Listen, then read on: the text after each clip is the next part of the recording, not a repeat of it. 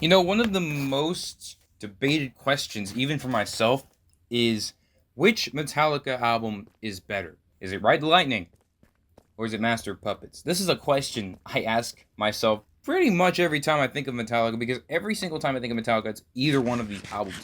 I mean, Ride the Lightning obviously has great songs on it. It was basically just the album that put Metallica on the road, basically. Now, some may argue it's Kill 'Em All. Well, I actually do agree with that to an extent. I don't think Kill 'Em All reaches the same heights as Ride the Lightning does. It's a great album, it's just not the same as Ride the Lightning.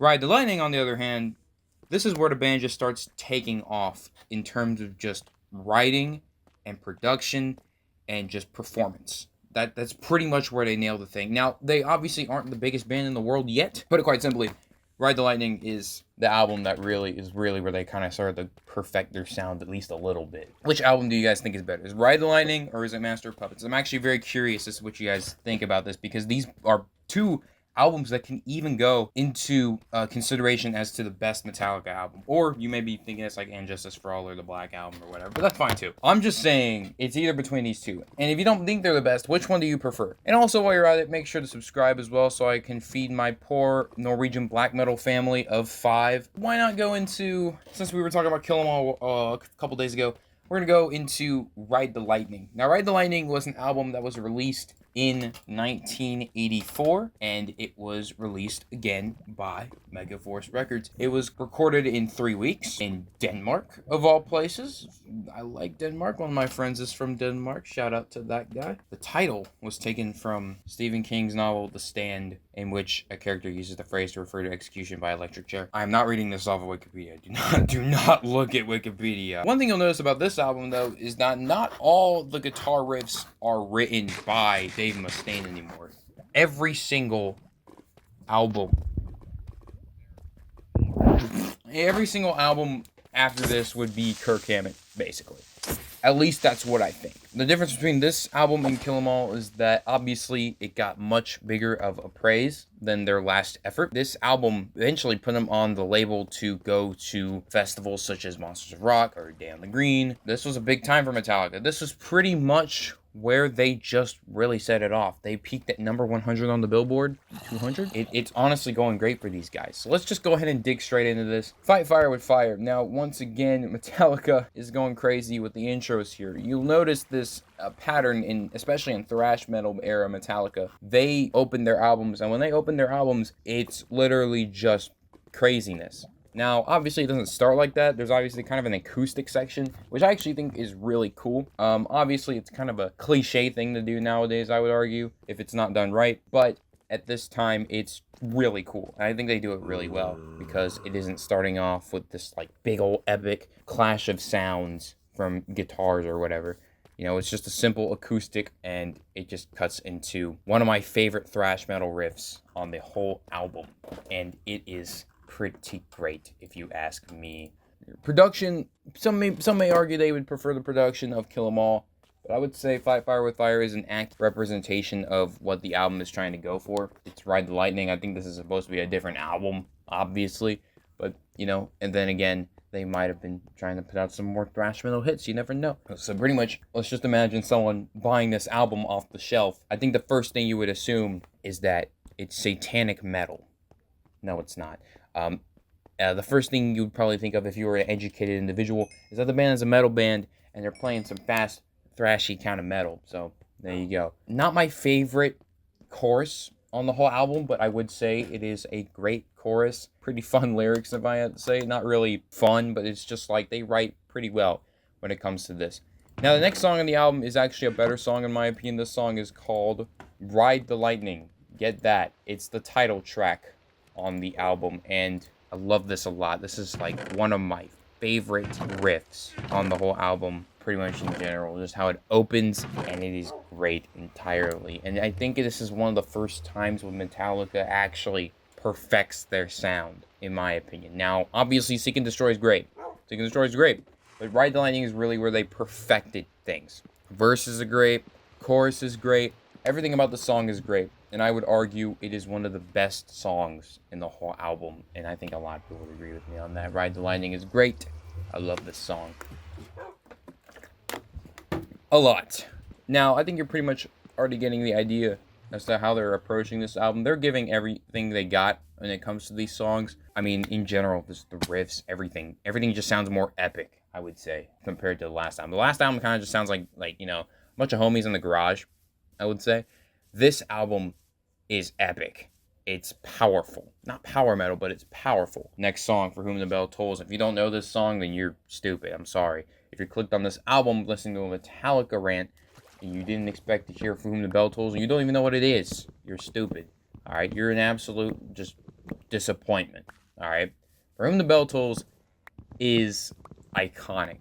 Iconic. Riff. Did you even know that beginning riff was on bass? That is pretty cool in my opinion. Now, obviously, I knew this because I'm smart and you're not, But I would say that this is really cool to see because at the time, I also thought it was on guitar. I did not know this was on bass, so it shows that Cliff Burton actually is a goated bass player, or was a goated bass player. Rest in peace. But overall, I would say this is one of my favorite songs on the album. Might not be my favorite. I wouldn't say it's my favorite. I think there's another song on here that really takes the cake as my favorite song. We'll get to there in a second. But Ride the Lightning, great. Not Ride the Lightning, For Whom the Bell to... Oh my god. Oh my god. How did I mix that up? Oh my god. I'm gonna restart this whole... I'm gonna delete my YouTube channel now, I think. Anyways, For Whom the Bell Tolls is an absolutely fantastic song. Obviously, it's not a fun song in themes, but it's just really just fun in terms of creativity and just ambition. Very fun stuff. Anyways, Fade to Black. This is the first time we ever hear, I guess it would be a ballad from this band. It's not fun. Okay, we'll just go straight into it. It's not fun. This song is not fun, but it is epic. It is powerful. It's like Ride the Lightning, but more on a somber note because it's obviously kind of about death. Fun fact, when I used to go to a Christian private school, I think one of the students showed the science teacher this song and she didn't like it because it was glorifying death or something. No, I don't think it's glorifying death. I think it's about death. Pretentious prick. Anyways, epic in every single way. There's a solo at the beginning, and it is one of my favorite moments on the whole album. And there's two parts to this song. The first part is just the part I think everybody knows, which is the more acoustic part, which is not really an acoustic part. It's more so just kind of a more melodic part. And then you get to the second half, which is my favorite part of the whole song, which is when all the instruments just kick in for this really epic sound, and it is great. I love this part of the song. It's honestly up there for my favorite song on the whole album, but I wouldn't say it's my favorite. Everyone was acting stupid and just talking about how every song Kill 'Em All was just it's another one of those thrash metal songs. Trapped Under Ice is basically that. It's got kind of the same vibe as Five Fire with Fire, except I don't really know which one I prefer, to be honest with you, because both of these are really fun songs. Obviously not in lyrics. I mean, we're talking about being trapped under ice. I mean, that's not really fun. Imagine if you were trapped under ice. I mean, that would be pretty bad, I think. But you get the idea. The album, in lyrical terms, it's not fun, but at the same time, it is fun. Because I like hearing about people dying.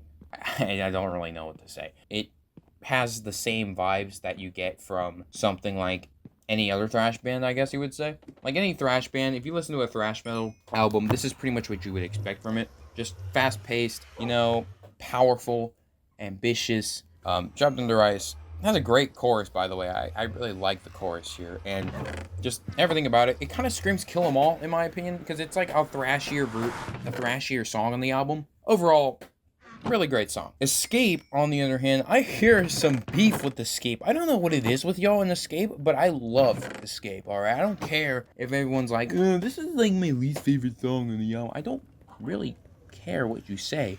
Alright, anyways, Escape, I love Escape. This song is awesome. I love Escape. If you guys don't like Escape, why are you not like Escape? This chorus is great. I love the chorus. I love everything else about the song. Now, to be fair, I mean, that's pretty much all I got to say about it. So if you hate Escape, or not really hate, but just kind of, shove it away, which is what I see a lot of people do. And I don't really understand why people shove it just kind of off to the side. It's as good as something like Trapped Under Ice, or Fight Fire with Fire, or Ride the Lightning. I mean, not as good as this song, like Ride the Lightning, Fade to Black. It's not good.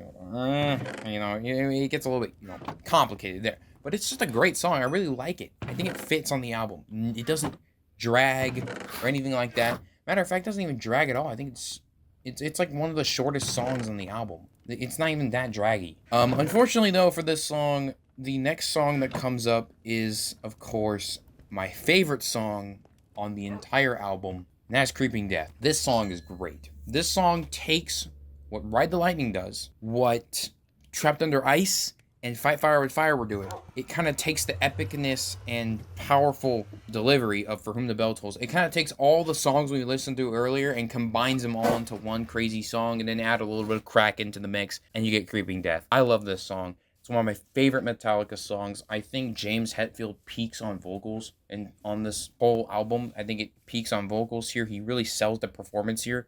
Never mind, actually, now that I think about it. It's my favorite guitar performance, though, from Kirk Hammett so far. Just a very powerful song. First two verses, once again, it pretty much goes to what I said about it earlier. And then the bridge. The bridge is great. It has this build up. Then once again, you get to the last verse and the chorus and stuff like that. Just overall, it's great. And then the song ends. And then it just hits you with this wall of sound. I sound like I'm glazing, which I probably am, but whatever. One of my favorite songs on the album. Anyways, next up is the Call of Cthulhu, I think. I don't know. But the call for Dave Mustaine to make another band called Megadeth, and to be just as good as Metallica. However, they would argue they were a better band, including all the other elitists who think that Megadeth are a better band. There's no such thing as elitists. I just wanted to come up with something called Cthulhu. I don't really have much to say about this song, to be honest with you. I think it's great for an instrumental. I mean, we obviously know which one's the better instrumental, but, it's a great instrumental for what it is. I think it closes off the album pretty well, but I think this might have worked better if it was before Creeping Death. In my opinion, in my humble opinion. Great stuff, great instrumental. That's all I really have to say. And that, my friends, is Ride the Lightning, which was released in 1984. And I would say my favorite song, you already guessed, it's Creeping Death. My least favorite song is called Cthulhu, just because it's an instrumental, And everything else, my favorite song really could have been to any of these songs. The reason why I chose Creeping Death is mainly just because the fact that Creeping Death is just the most essential Metallica song up to this point, and also was released as a single. Pretty much every time I hear it, it's just one of the most epic Metallica songs I've ever heard in my life. And when I went back to re-listen to it for not for this video, but for just enjoyment, Creeping Death still is my favorite. I love this song. I love it a lot. Anyways, thank you guys so much for watching. Stay tuned, because next time we're going to be covering Master of Puppets, and you guys don't want to miss that. Anyways, what do I think of Saint Anger? You'll also find that out later. And also, what do I think of Lars Ulrich? He is one of the greatest drummers of all time. And what do I think of the state of the world right now? Well, Lars exists in it, so obviously it must be doing pretty great. So anyways, thank you guys so much for watching. I'll see you all in the next video. Yeah.